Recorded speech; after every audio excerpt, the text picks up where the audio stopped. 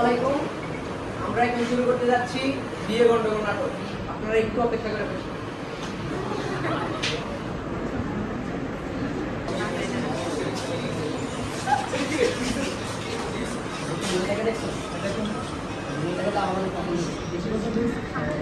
আজকে রাতের মধ্যে যে কোনো লোকে আমার মেসেঞ্জার আইডি বা নাম্বার আমাকে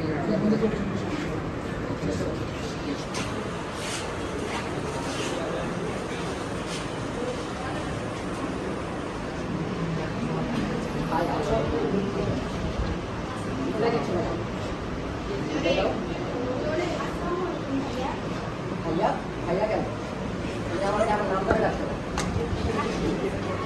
তোমার কোনো লোন বা কোনো ডেট লাগবে? আচ্ছা ক্যাম্পাসে তুমি আমার সাথে দেখা করে দাও। আচ্ছা ঠিক আছে।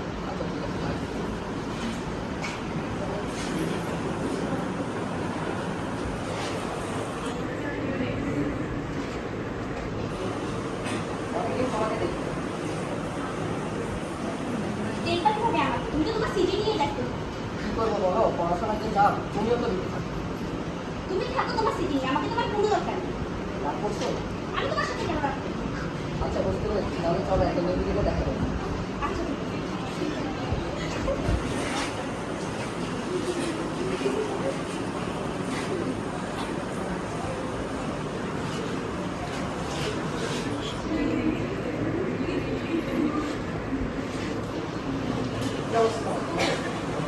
আমার অবস্থা জেনে কি করবে? আমার বাসায় বিয়ের জন্য প্রেশার দিচ্ছে বারবার। তোমাকে কয়বার বলবো আমি তোমার বাসায় কথা বলার জন্য?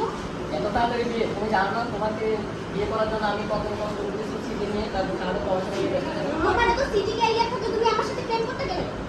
আচ্ছা তুমি যে করো তোমার আগে তুমি ম্যানেজ করো। তুমি যেমনি হোক বাসায় তোমার ম্যানেজ করবা, নাহলে তুমি কখন আমার চেহারা দেখলাম। আচ্ছা ঠিক আছে, আমি দেখতেছি। তুমি আসো।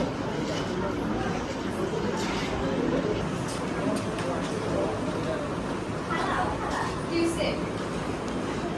আন্নার লগে আরেকজন কথা আছে। কি করবা? কি আমার বুঝছস? আসলে খালা, কি আমরা দরকার করে দাঁড়া। করে দাঁড়া। আসলে খালা।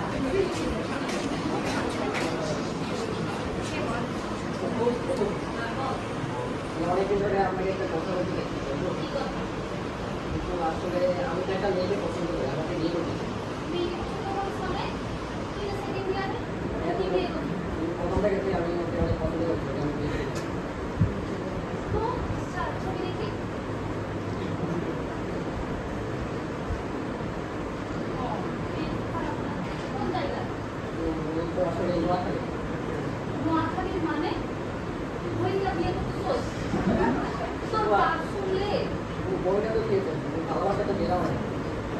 তো তুই বইটা বিয়ে